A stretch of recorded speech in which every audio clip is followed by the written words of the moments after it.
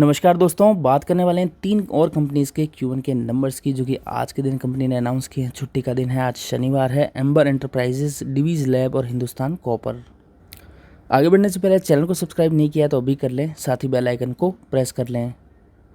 तो देखिए, सबसे पहले बात करने वाले हैं अंबर एंटरप्राइजेज़ कंपनी के जो है Q1 के नंबर्स की। कंसोलिडेटेड स्टैंड अलोन और कंसोलिडेटेड दोनों इन्होंने एक ही शीट में शो कर दिया है। हम लोग बात करने वाले हैं कंसोलिडेटेड नंबर्स की। सारा अमाउंट इन्होंने लाखों में दिया हुआ है। कंपेयर करें इसको पिछले क्वार्टर से, सबसे पहले मार्च 21 से जून 21 में। तो देखिए, अमाउंट सारा लाखों में है। तो ये कंपनी की इनकम सबसे पहले कंपेयर करते हैं, जो कि आप देख रहे हैं 1606 करोड़ थी, जो कि कंपनी की इनकम काफ़ी डाउन आते हुए देखने को मिली है। मात्र 715 करोड़ गया, यानी आधा जो है कट लगते हुए देखने को मिल रहा है इनकम में। वो इस वजह से अप्रैल मई जून में लॉकडाउन भी लगा था, तो ये सारे के सारे बिजनेस जो है बाधित होते हुए देखने को मिले थे। नेट प्रॉफिट की बात कर लेते हैं हम सीधे, जो कि 76 करोड़ की तुलना में एक मात्र 11 करोड़ 19 लाख का आते हुए देखने को मिला है, यानी काफ़ी ज़्यादा डिक्लाइन क्वार्टरली बेसिस पे नंबर्स में दिख रहा है। अब कंपेयर करते हैं इसको पिछले साल से, जो कि जून 20 से लेकर जून 21 में। तो इनकम देखें कंपनी की 262 करोड़ से 715 करोड़ के आते हुए देखने को मिल रही है। पिछले साल भी लॉकडाउन था अप्रैल मई जून में, जो कि 2 से ढाई 3 महीने चला था, लेकिन इस बार वाला लॉकडाउन जो है 1 से 1.5 महीने चला था।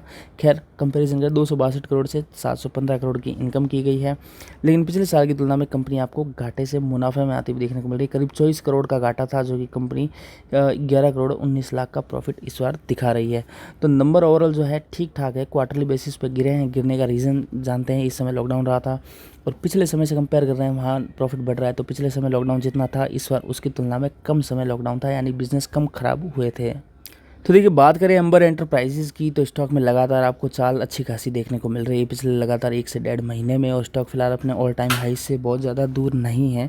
लेकिन बात करें अगर डेली चार्ट की, तो डेली चार्ट पे स्टॉक एक हर्डल में फंसा हुआ आपको यहाँ देखने को मिल रहा है, और स्टॉक में मुझे लगता है मंडे की डेट में थोड़ी सी आपको गिरावट और आते हुए देखने को मिल सकती है। 2976 का प्राइस है, लेकिन 2900 की रेंज में स्टॉक के पास एक सपोर्ट है। स्टॉक वहाँ तक इवेंचुअली आपको गिरते हुए देखने को मिल सकता है, हो सकता है मंडे की डेट में ही गिरे।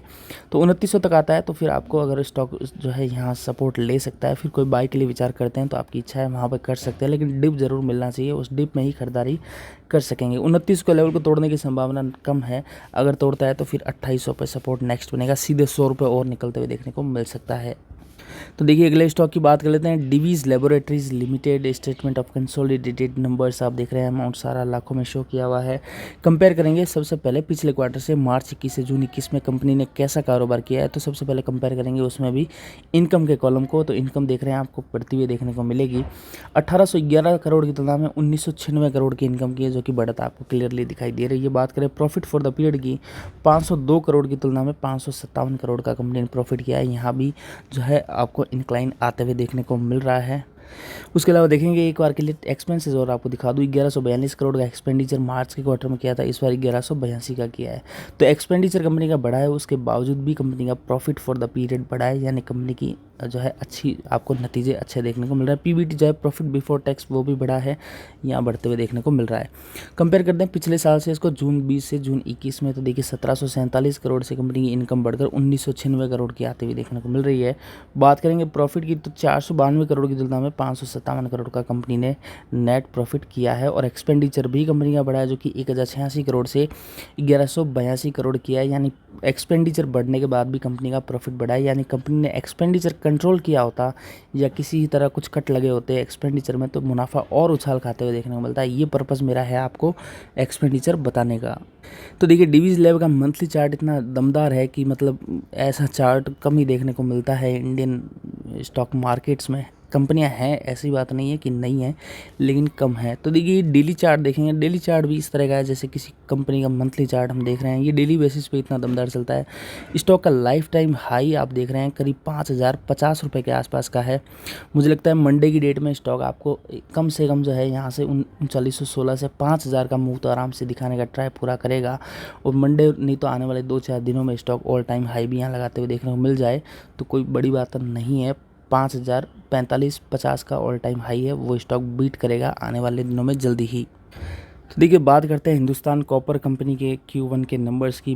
बेकार फ़ॉन्ट यूज़ किया है इन्होंने, बहुत ही ब्लर सा है। खैर कोई बात नहीं, मैं आपको अनाउंस करके नंबर सारे जो बताऊंगा।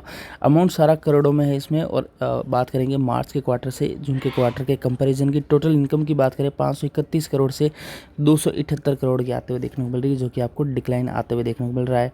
लेकिन बात करेंगे ना प्रॉफिट की, तो कंपनी घाटे से मुनाफे में आ रही है, उल्टा हो रहा है। और ये किस वजह से हो रहा है वो जानने का प्रयास अभी करेंगे। फिलहाल के लिए खाली नेट प्रॉफिट देखते हैं।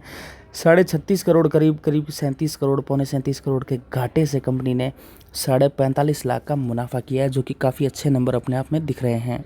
और ये कमाल किस लिए हो पाया, तो देखिए कंपनी ने पिछले क्वार्टर में एक्सपेंडिचर बहुत किए थे। टोटल एक्सपेंडिचर का एक कॉलम है जो कि 594 करोड़ का एक्सपेंडिचर किया था। इस बार कंपनी ने टोटल ही 217 करोड़ का एक्सपेंडिचर किया है। Changes in inventories of finished goods and work in progress में कंपनी जो है कुछ कंपनी का ड्यू बकाया अमाउंट होगा, जो कि इन्होंने माइनस में ऐड किया है, यानी इस वजह से इनका मेनली प्रॉफिट डिक्लाइन आते हुए देखने को मिल रहा है। उसके अलावा अदर एक्सपेंसेस में कंपनी ने 339 रुपये खर्च किए थे, इस बार 145 ही किए हैं। इस वजह से मेनली ये एक जंप आते हुए देखने को मिल रहा है।